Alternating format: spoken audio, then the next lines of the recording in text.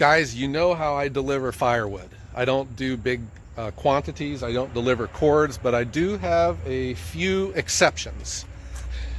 And I am at the home of one of my original customers. I call him my OG. For you people who aren't as hip as me, a 50-year-old from Northeast Ohio.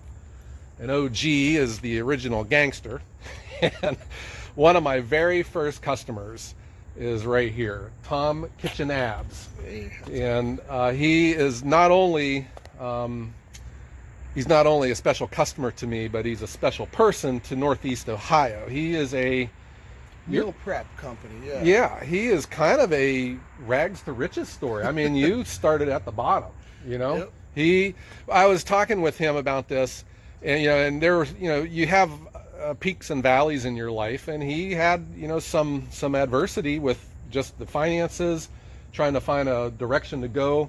And he has put together, guys, one of the more successful mail order food prep. What do you call it? Yeah, meal prep. Meal prep. So I'll put a link to his company in the description. It's Kitchen Abs, but it's not just food. It's directed towards health and weight loss, and basically everything, whether it's a widow, competitive bodybuilder. We do professional athletes, so everybody, a lot of people who are going to NFL draft every year, type 2 diabetics. So it's customized nutrition. I give people the example of, it's your grandma and Arnold Schwarzenegger. You order the same dish, but you have different level of macronutrients. So who has more protein, who has less carbs, etc. in that dish. Mm-hmm.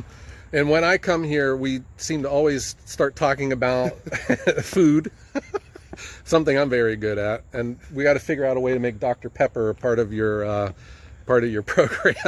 Well, I can almost guarantee you some of the people who are getting your wood, some of these restaurants, they're probably doing some slow roasting recipes with roast and Dr. Pepper. It Excellent. It's a good barbecue recipe. Yeah, you hear that, guys? Dr. Pepper, very versatile. Yeah, but so here I am. I have brought my trailer out. So Tom gets a full cord, and he buys a cord, sometimes a cord and a half off of me every year.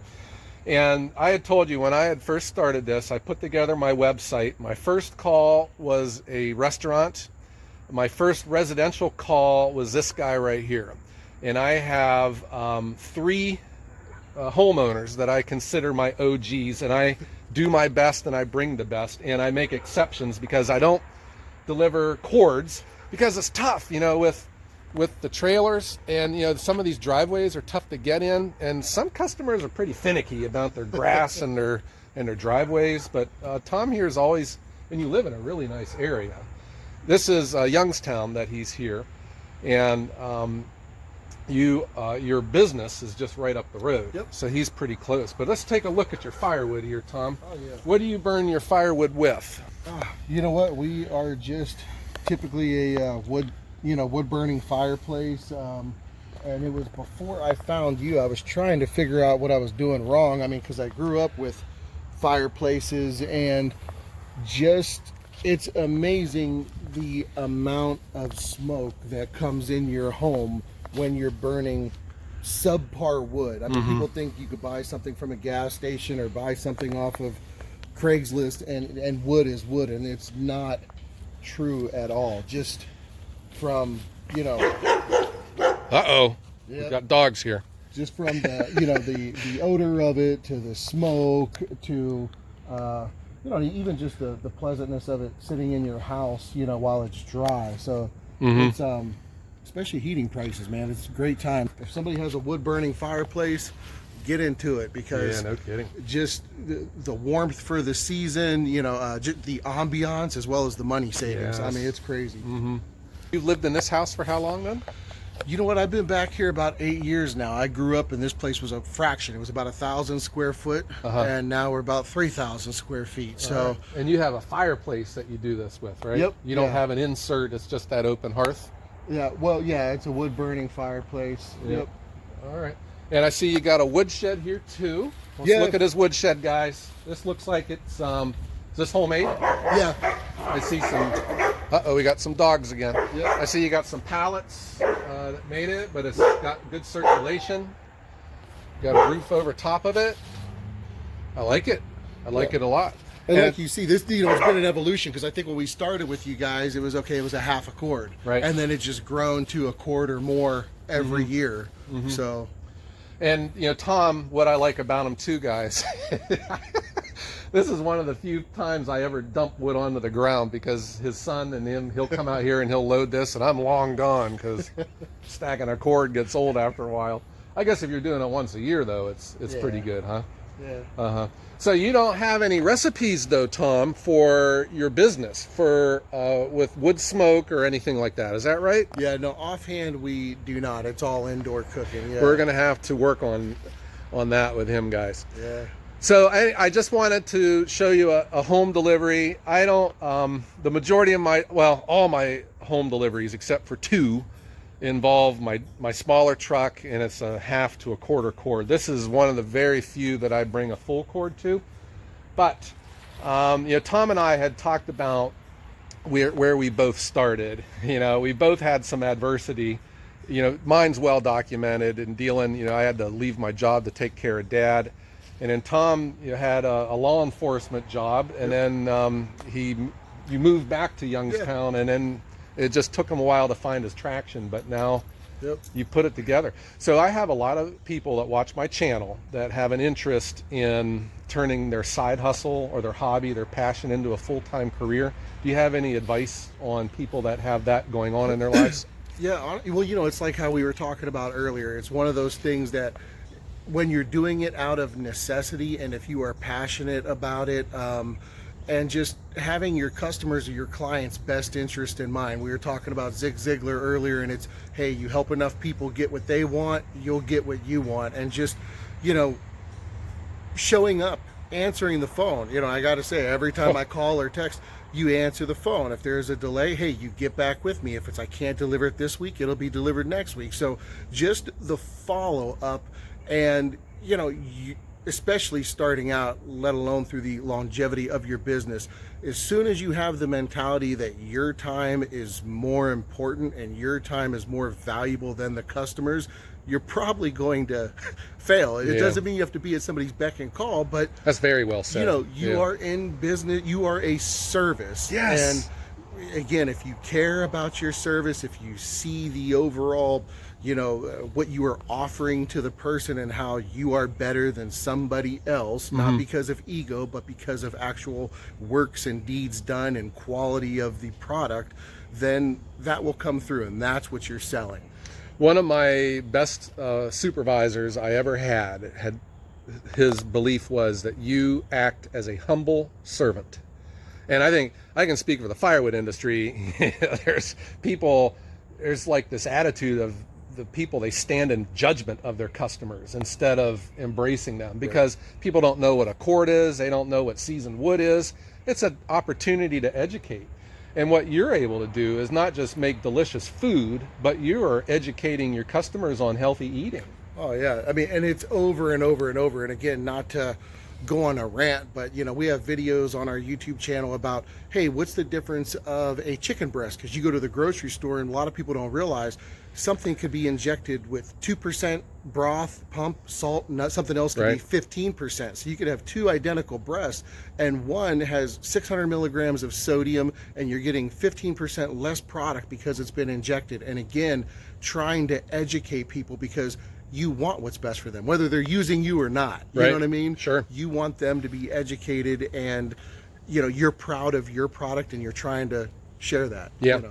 That has come up on the channel too, is when I had committed to being that humble servant, I educate customers who aren't mine. Right. I have customers that call me for firewood, and I just let them know I am not your kind of service, because they want, you know, the bigger chunk wood, and they don't care what it looks like if it's got ants and stuff. And I just tell them my wood's too expensive, it's split too small, I need you'd be better off and I'll even refer them to people that I have in my network. You know, but about Kitchen Abs, your business. So you mail your food out. Is there a geographical reach that you have? Yeah. Well, we do fresh. We get fresh meat and produce every week. We cook, you know, every week, and it is pickup or delivery around the Northeast Ohio part. So Mahoning, Trumbull, Columbiana, Cleveland, Newcastle. We have other products. Again, We have a line of seasonings, we have a line of pancake mix, and we do ship that nationally as well as internationally. That's awesome. And it was the same thing. I was looking to do a particular brand of pancakes and carry them in my kitchen. And when I started looking at their nutritional facts, but again, they have a marketing budget, so they're a huge company, they have investors. Right. But I didn't feel like I just had too much integrity to serve the product. So it was like, you know what, we spend a year developing this product and using quality ingredients, expensive ingredients, sweet potato powder, yam powder, you know, whole wheat flour. And we came up with a really solid protein pancake that I could stand behind. Because trust me guys, if I could have bought something commercially, it would have been so much easier and probably cheaper. And you started this from nothing. Started out of my house. Kitchen Abs did not exist. It wasn't a franchise. This was just an idea that you had. Yep. And you put it together. So that is when I talk to my viewers, and I get people call me all the time and they'll say, Joe, what do I need to do? You know, I want to think about starting this business. My refrain is, the best time to start this business is today. Yeah.